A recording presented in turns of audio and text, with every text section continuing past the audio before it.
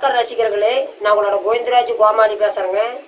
கபீஸ் தெருக்கூத்து வீடியோ உடனே வந்தடைய சப்ஸ்கிரைப் பண்ணுங்க, பக்கத்தால பெல் பட்டனை கிளிக் பண்ணுங்க.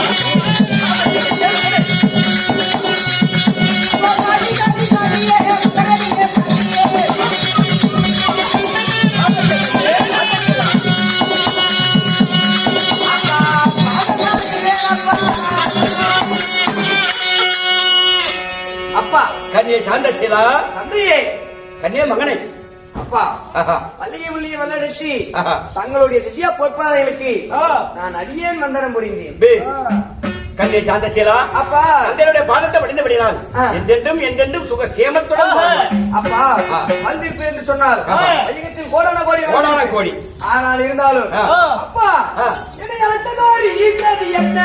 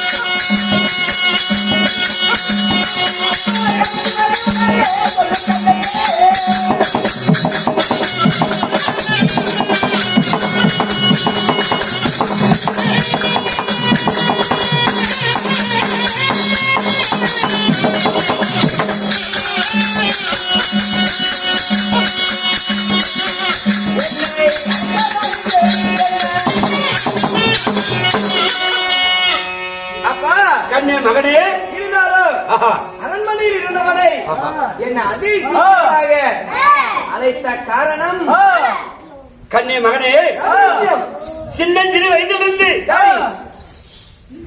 உன் தாய் என்னை விட்டு பிரிந்தாள், மண்ணை விட்டையே பிரிந்தாள். ஆமா, அதனால தாய்க்கு தாயாகவும் தந்தைக்கு தந்தையாகவும் உன்னை வளர்த்தினேன், பாலிவி செய்தீர்கள். தூங்கி முடித்த உடனே காலை கடனை முடித்து பள்ளிக்கு செல்வது, பாடங்களை படிப்பது, தந்தையோட பாதத்தை படிவது, இப்படியே உன்னுடைய காலம் வந்து விட்டது. இப்போ நீ ஒரு பருவமுள்ள பையனாக இருக்கிற, ஆமா, ஒரு பருவ பாலகனாக இருக்கிற. சரி, அப்படி இருந்தாலும் பருவமுள்ள பாலகனுக்கு தந்தையார் என்ன செய்ய வேண்டும் சொல்லுவேன்.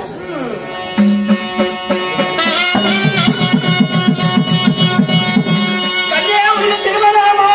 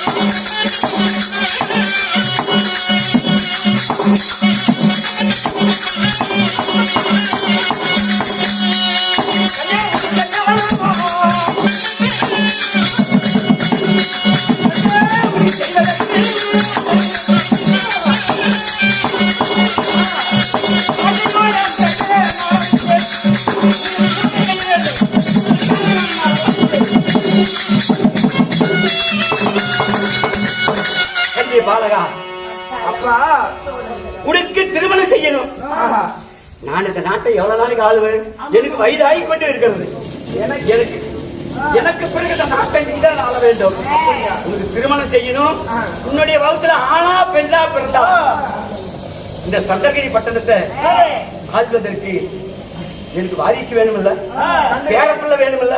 ஆனால் தந்தையே, நீயோ 14 இருந்தவர் பாலகனாக இருக்கிறாய். உண்மைதான். உனக்கு காலாகாலத்தில் திருமணம் செய்ய வேண்டும், கல்யாணத்தை பண்ண வேணும். ஆமா, உனக்கு இந்த சந்திரகிரி பட்டணத்தை உனக்கு நான் முடிசூட்ட வேணும். உனக்கு முடிசூட்டணும் அப்படின்னு நீங்க மனக்குறைய சொல்றீங்க. ஆமா, இருந்தாலும் என் மனதில் என்ன இருக்கு தெரியுமா? என்ன இருக்கிறது?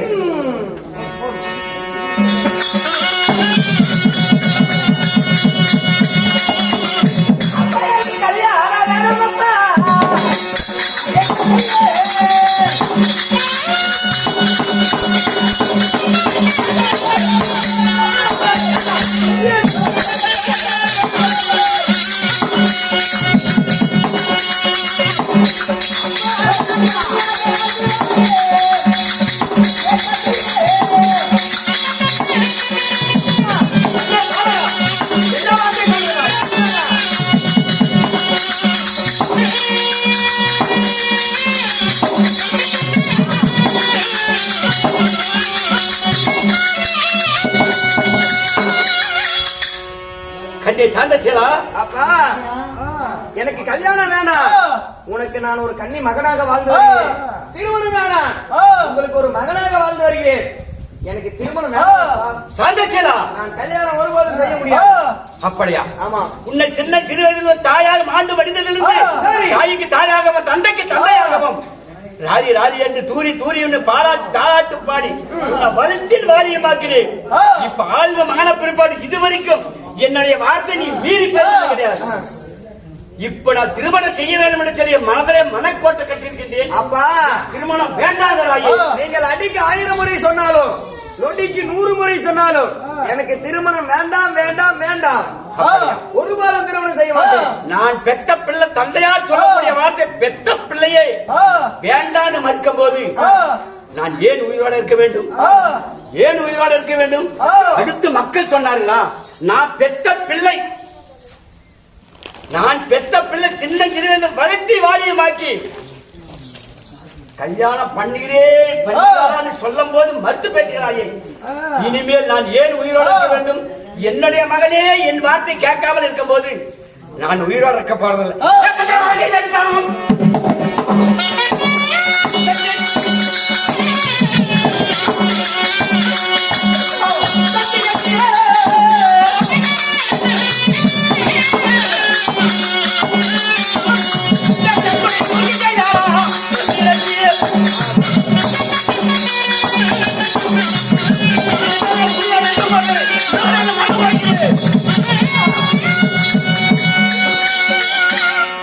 ஏண்டா தடுக்கிற? தந்தையே, என் பேச்சு மீறி பேசுறீல, உனக்கு நான் தந்தையாரா? என்னை மன்னியுங்கள்.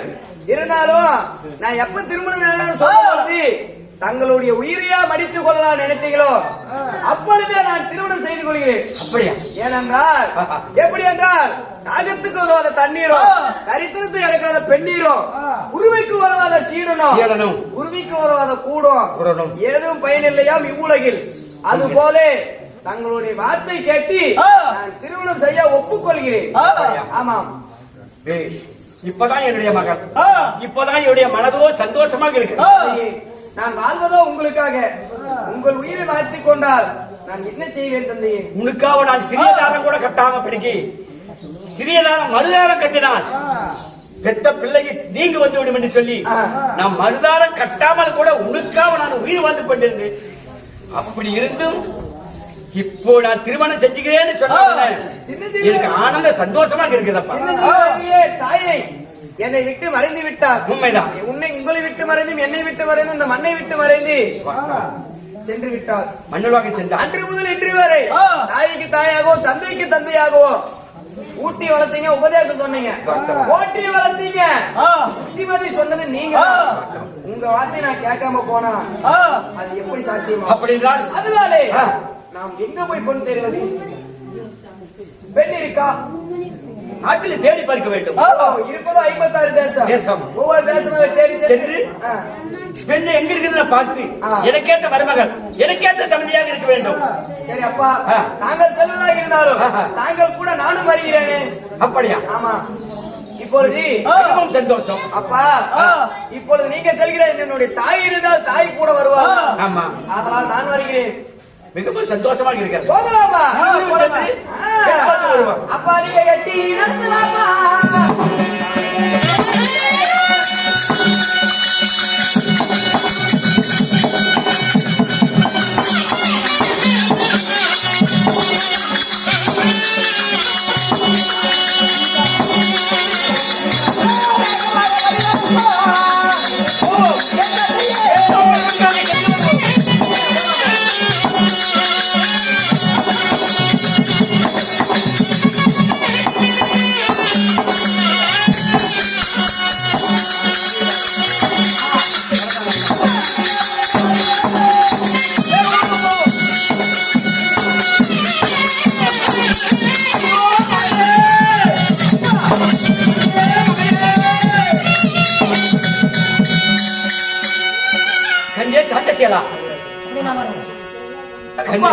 நாட்டிலே வெகு தூரமாக நான் நடந்து வந்து நடந்து வந்த பொழுது எனக்கு பச்சை தண்ணி தாபம் நாவலந்து போகிறது. சரி, நல்ல தண்ணி தாபம் நாக்குழந்து போகிறது. எனக்கு ரொம்ப தாகமாக இருக்கிறது. என்னால நடக்க முடியலப்பா. வழி நடந்து வந்து தண்ணீர் தாகம் அதிகமாக ஏற்பட்டு விட்டது. இந்த அடர்ந்த காலகத்தில் நான் எங்கே போய் தண்ணீர் செல்வேன்? எங்க இருந்தாலும் சரி, எனக்கு ஜலம் கொண்டு வந்தாதான், என் ஜலம் தீரினாத்தான், என் தாகம் அடங்கினாத்தான் நான் உன்னுடைய பிறகு நான் வர முடியும். சரி, எனக்கு ஆதிமான காலத்திலே தண்ணி தாகம் ஏற்பட்டு விட்டது. ஆனால் தந்தையே, இவ்விடத்தில் ஆலாமரம் விருட்சத்திலே அமர்ந்தீர்கள். நான் உடனடியாக எங்கேயாவது சென்று எடுத்து வருகிறேன். பெரியோர்கள் சொல்லியிருக்கிறார்கள், எப்படி மயிலும் குயிலும் கூவும் இடத்துல தண்ணீர் இருக்கும் என்று சொல்லியிருக்கிறார்கள். இந்த ஆலாமரத்தை விருட்சத்திலே நான் தூக்கிக் கொண்டிருக்கின்றேன். எங்க இருந்தாலும் சரி, எனக்கு சீக்கிரமாக ஜலம் கொண்டு வர வேண்டும். ஐயோ, தண்ணி தாகம், தண்ணி தாகமாக இருக்கிறது. சீக்கிரமாக சென்று கொண்டு வருகிறேன். ஆலாமரத்தில் அமர்ந்திருக்கீங்க, போய் வா.